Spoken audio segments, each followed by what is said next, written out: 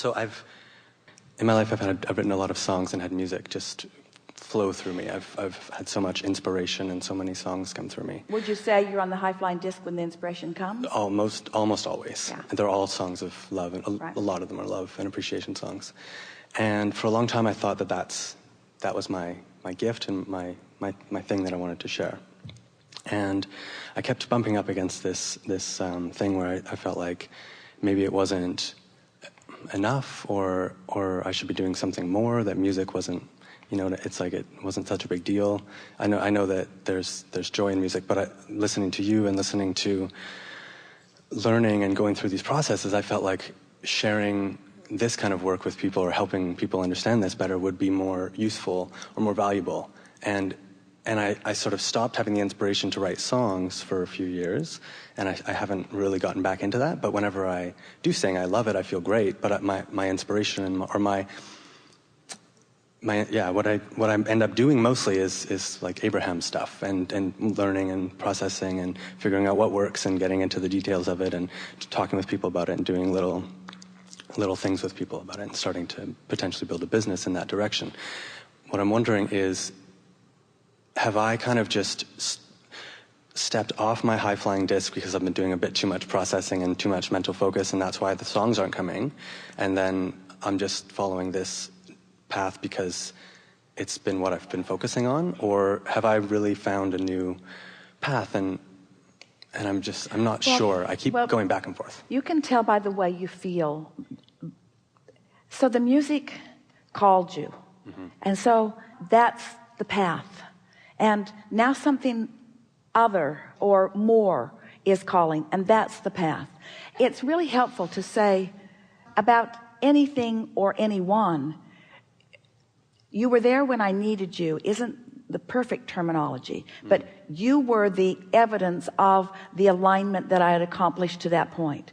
The thing that we like so much about the phase when you were really involved in the music is that it showed you firsthand so much more than words could ever teach you what it feels like to be in alignment, and then what happens. You showed yourself what the feeling of alignment really feels like. And that's why we asked the question, do you believe you were on your high-flying disc when that was coming? Because people write music from all kinds of discs, and audiences that are practicing different vibrational wavelengths are drawn to different music that has been written by different artists who have been on different discs. In other words, it's really a wonderful, perfect matchup that law of attraction does with all of that. But there isn't anything that any of you have meant to do forever, because your path is eternally evolving.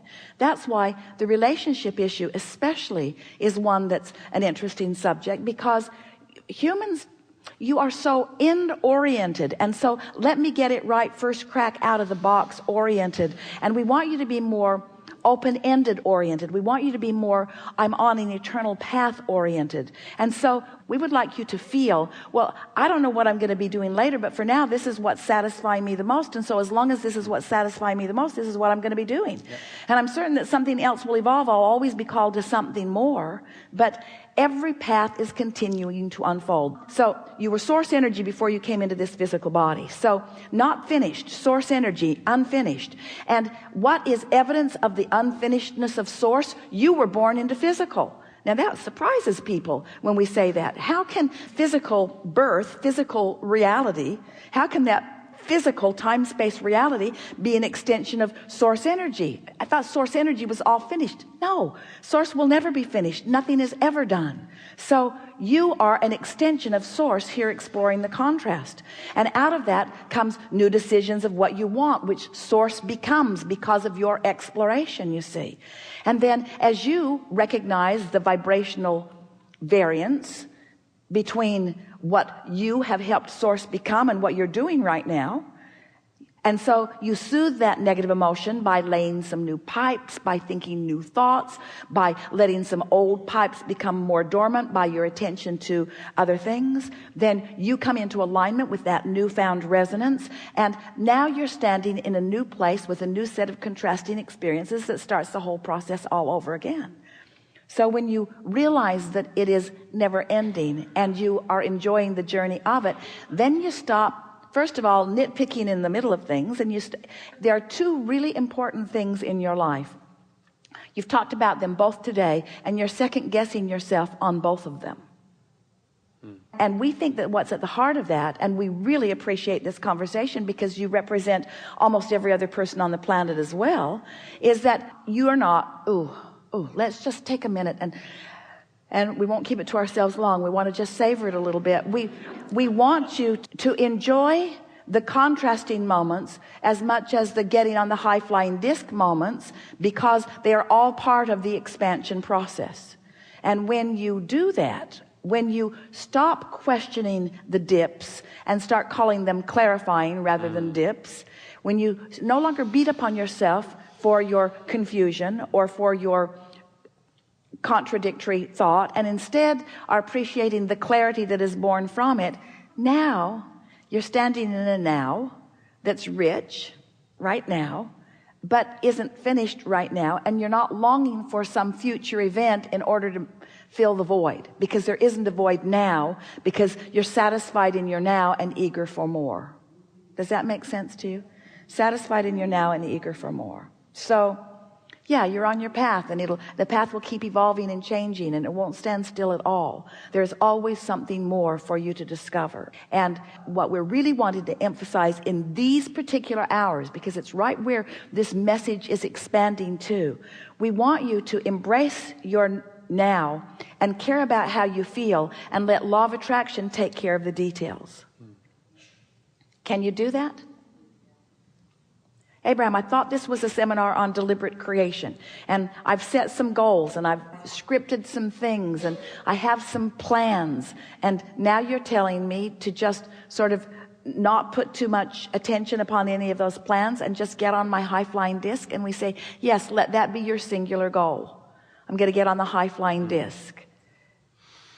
So you do it, and you do it, and you do it, and you do it, and you align, and you align, and you align, and then you're insightful, and you're inspired, and you're co-creating, and you're thrilled, and people who are watching you are seeing your world from their perspective just magically unfolding, and they want to know, what are you doing? Are you setting goals? Just one. I want to get on my high-flying disc. I'm getting on my high-flying disc. Well, give me more. Well, I'm on my high-flying disc. Well, why? Because it feels really good. Well, where is it? It's anywhere that I feel really good. Well, then what? I don't know. I don't know what's coming next. Well, you don't seem to be very sure of what you're doing. I'm just sure of one thing. I'm going to get on the high-flying disc. Now, if they really press you and want to know, you could say, well, you see, it's like this. I was source energy before I came into this physical body, and I came into this physical body, and I sifted through the contrast, and I launched all kinds of rockets, and I put all kinds of things in my vortex, and my vortex has been spinning around, and law of attraction has been gathering all those cooperative components. There's all kinds of things that I've evolved to that I haven't allowed myself to be until I learned about my high-flying disc. And when I learned about my point of attraction, and I learned that I could control the way I feel, and I learned that I could wake up in the morning, and I could reach for a good feeling thought, and I stopped psychoanalyzing everything. I stopped worrying about so many things. I stopped trying to make everything perfect in every moment. I just got as best as I could on my high-flying disc, and then I just let the day unfold, and then I just took note at the end of the day. Was I mostly on my high-flying disc? Well, yeah, I was mostly on my high-flying disc, but mostly just till breakfast, and then things didn't go so well after that. So tomorrow I'm going to get on my high-flying disc, and then every day I did a better job of getting on my high-flying disc, and I maintained it longer and longer, and then the evidence of being there started to support it until I just got this synergy going where I began to believe in my power to focus on good feeling things, and then I began just mostly focusing on good feeling things, and so I stopped talking about a lot of things that I used to talk about, because I wasn't willing to jeopardize or sacrifice the only thing that I knew for sure I wanted, which was to get on my high-flying disc. Seriously, dude, this is the only goal you've got? Just to be on the high-flying disc? Just being on the high-flying disc is all you sound like things that we all tried to get rid of in the 60s. In other words, you really just want to be on the high-flying disc? I want to maintain a vibrational frequency with who I really am so that I can experience the manifestational evidence of being in perfect alignment with all that I have become. I don't get that. That's why I told you I just want to be on the high-flying disc. I just want to be on the high-flying disc. I just want to be on the high-flying disc. Yeah.